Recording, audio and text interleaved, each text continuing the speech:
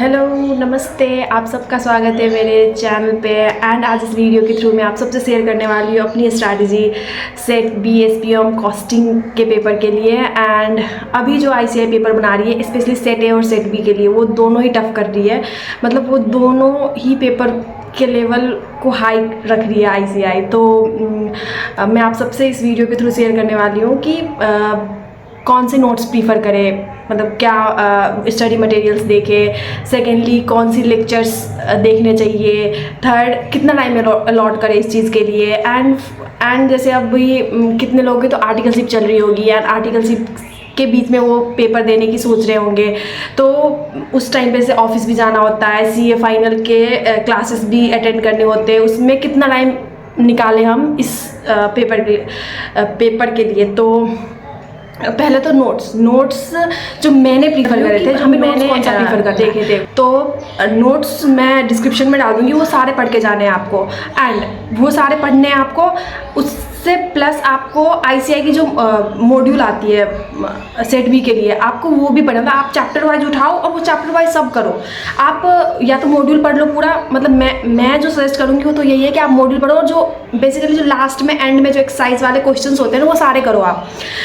वो थ्योरी का भी है या फिर एमसीक्यू है, वो दोनों ही आप करके जाओ तो अच्छे से। मतलब आपका ना बेसिकली इसमें कंसेप्ट क्लियर होना चाहिए कॉस्टिंग में, लॉ कॉस्टिंग दोनों में बोलूँगी मैं। तो लॉ के लिए मैंने पहले वीडियो बनाई है, आप वो रिफ़र कर सकते हो, वो देख सकते हो। मैं अभी इसमें पूरा कॉस्टिंग का बात करने वाली हूँ। तो आप का ना बेसिकली कॉन्सेप्ट क्लियर होना चाहिए। आप वो मॉड्यूल उठा सकते हो या फिर संकल्प सर की जो मैजिक बुक है वो आप प्रीफर कर सकते हो, वो पूरा देख सकते हो। एंड वीडियो लेक्चर्स में तो संकल्प सर के सारे वीडियोज़ मैं डिस्क्रिप्शन में डाल दूँगी, उनके एक प्लेलिस्ट बनी हुई, उसमें बहुत सारे वीडियोज़ है। एंड वो छोटे छोटे, इतना ज़्यादा लंबा भी नहीं, आप वो अच्छे से पूरा देख सकते हो। एंड आप 2 बार भी देख सकते हो पूरे। एंड वो उन्होंने जो जो कंसेप्ट पे बातें करी है ना, वो सब आपको पूरा क्लियर होना चाहिए। क्योंकि जब आप पेपर पे बैठोगे, मतलब स्क्रीन होगा, क्वेश्चंस होगा, उस टाइम पे आपको कुछ जो अभी आपने रटा होगा या फिर जो लर्न कर लिया, ऐसा कुछ भी काम नहीं आने वाला। एंड सारे क्वेश्चंस केस बेस्ड होते हैं और उसमें कम्बिनेशन होते हैं।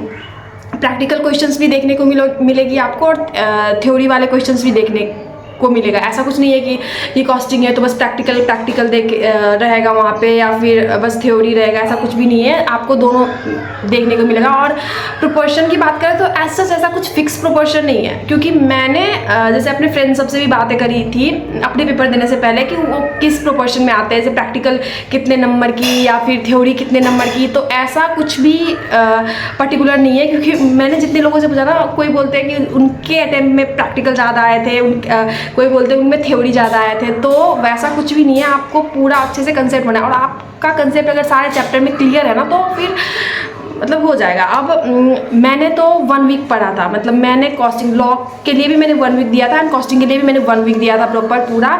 एंड क्योंकि मैं आर्टिकलशिप के साथ ही मेरे को पेपर भी देना था, तो मैं जब ऑफिस से आती तो मैं डेली का 3 घंटा तो मिनिमम देती ही थी कॉस्टिंग के पेपर में, क्योंकि मेरे को सारे चैप्टर्स करने थे एंड मतलब वो सारे वीडियोस देखने थे। तो मैं 3 घंटे दिया मैंने 1 हफ्ते एंड मैंने पेपर दी थी और मैंने पहले अटेम्प्ट में निकाल लिया था पेपर और मैंने स्कोर करते 62 मार्क्स।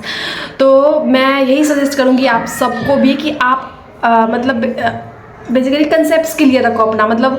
और आईसीआई की जो भी क्वेश्चंस होते हैं, अगर आप चाहो तो आप वो भी केस सिनारियोज वाले क्वेश्चंस आईसीआई ने अपनी वेबसाइट पे डाल रखी है, आप उसको भी रिफ़र कर सकते हो, वो भी आप कर सकते हो। एक बार देखो, पहले मैं सीक्वेंस से बता देती हूँ। आप क्या करो, आप सबसे पहले तो स्टडी मटेरियल उठाओ, ठीक है। और मैंने जो संकल्प सर की लेक्चर्स बोली है वो सारे देख लो आप।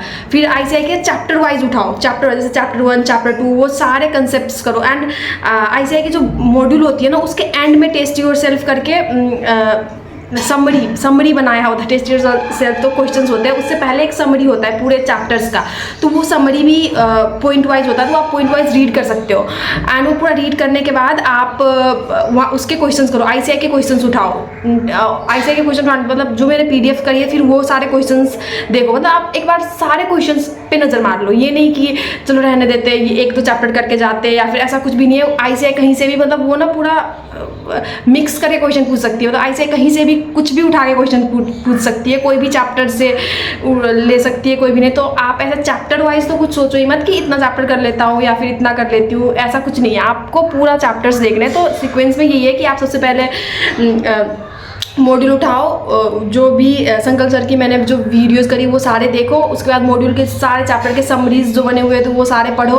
उसके बाद जो भी ICI के एंड में जो टेस्ट योरसेल्फ करके एक्सरसाइज होते हैं वो सारे MCQs करो, एंड जो थ्योरी वाले क्वेश्चंस होते हैं ना उसको भी आंसर्स रीड कर लो।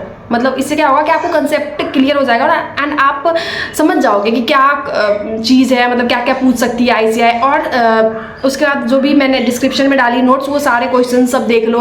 अगर आपके पास टाइम है तो आप केस सिनारियो ICI ने अपने वेबसाइट पे डाल रखी है, आप वो भी देख सकते हो। मतलब ना कि आपका कंसेप्ट आप क्लियर है, तो आपको अब देखना है कि आपको आता है, तो आप जैसे फॉर एग्जांपल MTP वगैरह जो देते हो ना आप पेपर से पहले, तो आप वैसे देख सकते हो, केस सिनारियोस देख लो। तो उससे क्या होगा कि आपको आइडिया मिल जाएगा कि ICI कहाँ से कैसे क्वेश्चंस पूछ सकती है।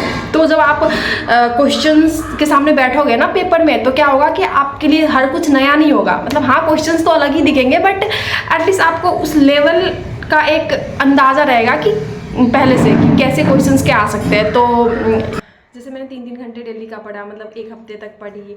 एंड मैंने जो पेपर बुक किया था ना अपना स्लॉट, वो मैंने मंडे के दिन का बुक किया था। तो मेरे को एक दिन मिल गया था संडे का पूरे दिन पढ़ने का। तो उस दिन मैंने पूरा रिवाइज करी, सारा देखा। तो आप लोग भी जब सेट या सेट बी के लिए जा रहे हो ना, तो आप भी ऐसे बुक करो, जैसे कि मंडे का कर लिया।